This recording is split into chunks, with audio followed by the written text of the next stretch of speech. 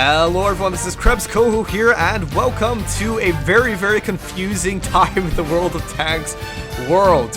Oh my gosh, the 7.2 patch is upon us, so there is literally so much confusion going about at the moment because not many people know exactly what they want to do with all of these changes. Now, what I'm going to be talking about in this video is specifically the recommendations of what, well, I could recommend thus far with the crew skills, because to be honest, I wish if Wargaming could have done something, they could have released at least more statistics and more examples for the crew skills. They did a good job with the vehicles and what percentages of increases in their credits and stuff like that, and experience and such, but not anything with the crew skills. They just gave a description and that was it. So I wasn't really happy on that front, and I believe that's why there's a lot of confusion going about with the crew skills at the moment. So just before we get onto that, you guys can probably notice just from the screen in front of you, there's been so many changes from 7.2. The 7.2 patch. As you guys can see, you can just take a look at all the graphical changes on the user interface. You can see that there's tons of different colors and icons and stuff like that. You got these bars popping up. If you go over to the tech tree, you've got a variety of new tanks. For example, for the USA Doctrine, you have those tank destroyers along the right hand side. Pretty nifty stuff. Also, a variety of changes with the vehicles themselves, such as their creds and also experience gain, also how much they cost to purchase, and how much they cost to repair and research, and oh gosh, there's so many different things that have been changed. If you guys want full details, just go on the actual Wargaming website and find out for yourselves. But anyway, let's head on over to the crew skills. Now, the crew skills are going to be quite confusing, and I'm going to do this in a few different sections. So obviously you have different tanks in the game. You have your SPGs, such as the one we're looking at right at the moment. You have scouts, you have normal tanks, you have tank destroyers. So you have a variety of different things. And what I'm going to be actually going over firstly is doing these in different sections. So the first tank I'm going to be talking about is the SPG. So if you find that this isn't going to relate to you, then you can feel free to actually skip ahead a little bit and see if you want me to recommend something for your scout, for your I don't know, whatever else, your tank destroyer and your normal tanks. So skip ahead a few minutes if you don't want to actually find out about the artillery right now. But for the moment, let's focus on with the artillery specifically. So let's head on over to the crew skills and see what we're going to be getting. Now, as you can notice, the three initial skills that were prior to 7.2 were the repairs, firefighting, and the camouflage. Most people that went for SPGs went for the camouflage, reason being so that they wouldn't be spotted as easily.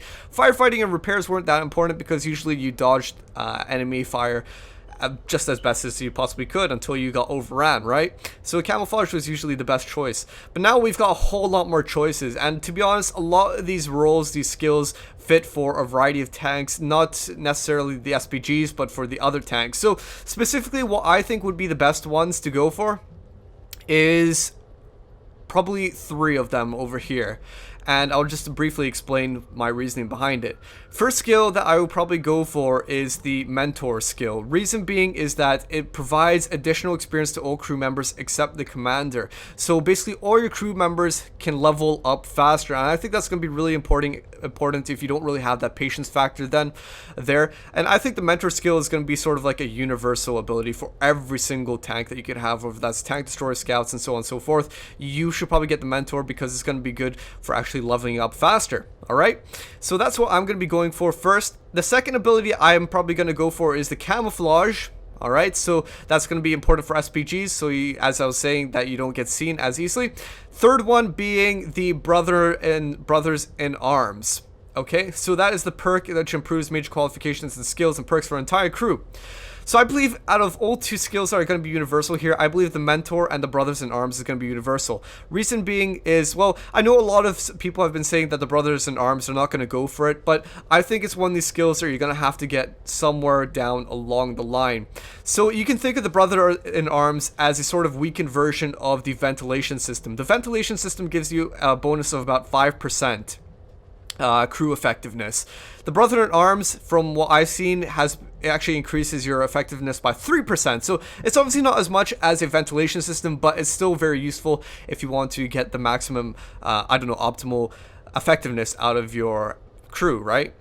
But I hear a few drawbacks about the brothers in arms. For example, if you want this to actually be activated and work for your crew, every single one of them must have it.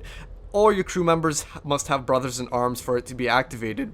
So that's one drawback. The second drawback is this. I've heard this as a rumor. I don't know if it's actually true. It probably is, to be honest. But I heard that in an actual battle, if your crew member gets killed, if one of them, then it's deactivated. So that's not necessarily a great thing to actually happen. So I think this is definitely going to be something that you want to get down along the line, but you might not want to get it as soon as you possibly can. So what I'm personally going for first is the mentor, camouflage, then the brothers in arms. So that's the commander finished. Let's head on over to the other people. Now, this is, what am I looking at right now? This is the gunner. Alright, so it's the gunner. What can you actually get for the gunner? Well, there's a variety of things. Again, this really tailors towards the actual tank they're using. The scout, the tank destroyer, so on and so forth. Personally, again, what I'm going to be going for is just stuff that are specific to the SPGs. What I'm most likely going to be going for firstly is the snapshot ability.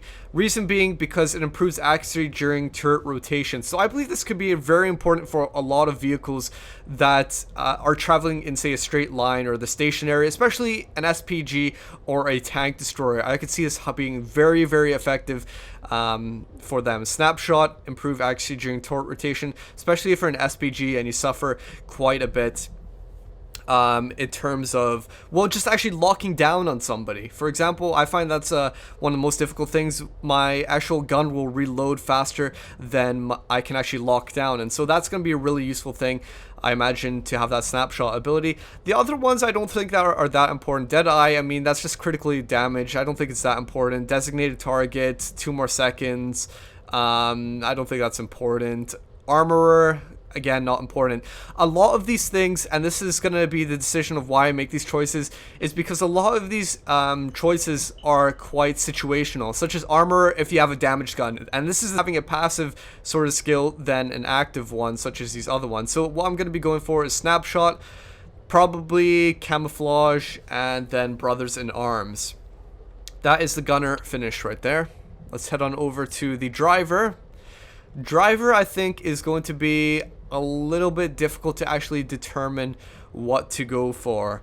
Again, these choices are really up to the tank that you're in for, but since we're talking about the SPG, driver doesn't really actually get anything from these sort of abilities here, because, I mean, the driver is pretty much useless in an SPG. He's always going to be stationary, isn't he? So the only thing I can imagine getting with this ability, with the driver, is probably camouflage, brothers in arms, maybe firefighting. That's probably about it, yeah, for the SPG. Okay, now let's head on over to the gunners. Now we've got 2 gunners here. This is something you're going to have to be really careful of, by the way, guys.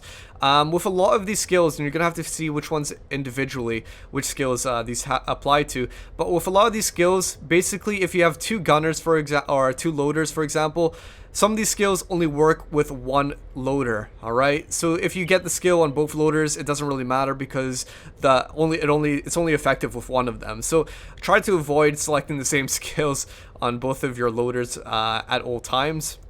Try to get different ones. So with this loader over here, what would I be going for? Again, I don't think there's really anything that important. A lot of them are very, very situational. I mean, safe stowage. I'm not sure if that's supposed to be storage or stowage, but whatever. Safe stowage increases ammo rack durability. Again, another situational sort of things. How many times are you in an SPG that your ammo rack gets destroyed?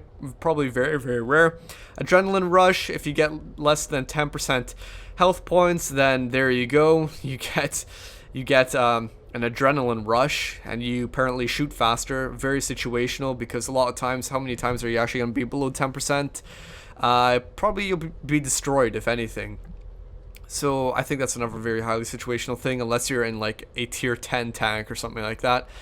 Intuition, again, I'm not exactly sure about this one. This is really up to the dice. If I'm going to be going in for anything, it's probably going to be camouflage, maybe firefighting, brothers in arms, maybe repair. It just depends. It really depends. Camouflage and brothers in arms, most definitely. Firefighting or repairs is going to be a tie between them.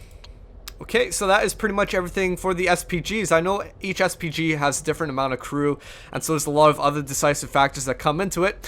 But anyway, okay, and I'm actually gonna finish it up over there. I know I was saying I should probably go on to like a scout or something like that, you know, scouts, tank destroyers, so on and so forth. But to be honest, there's probably not really any point about it, because it's gonna be a lot easier to actually find out these skills for yourselves or read about them.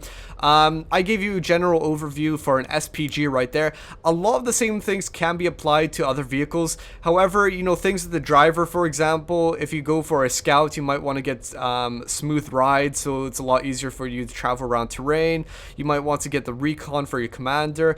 It just really depends to your certain role, and I think the choices are a little bit difficult, but at the same time quite obvious. So it shouldn't be that much of a difficult choice for you guys, and well, you'll probably, if you need any help, you can probably easily go on the forums and see what other people are posting up about. So hope this helped you guys a little bit in determining some of the skills out there and some of the basic choices behind it. And of course, well, until next time, see you all later. Bye-bye.